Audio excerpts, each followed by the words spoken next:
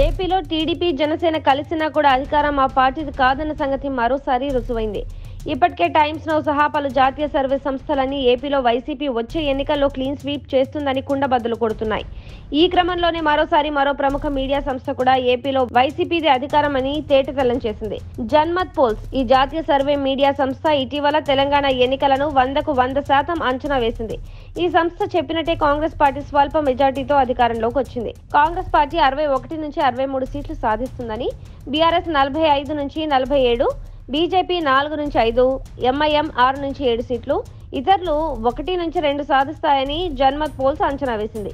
ఈ అంచనా 100కి 100 పాళ్ళు నిజమైంది. ఇప్పుడు ఇదే సంస్థ ఏపీ ఎన్నికలకు ఇంకా 4 నెలల ముందర సంచలన సర్వేను బయటపెట్టింది. అది వైరల్ అయింది.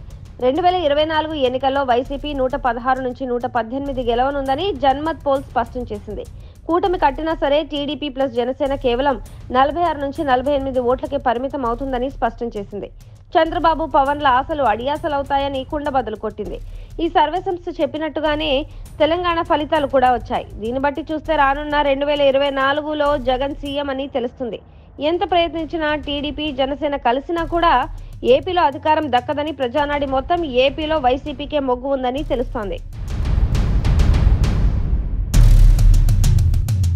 Subscribe to Social TV Telugu for more videos. Hit the bell icon for faster updates.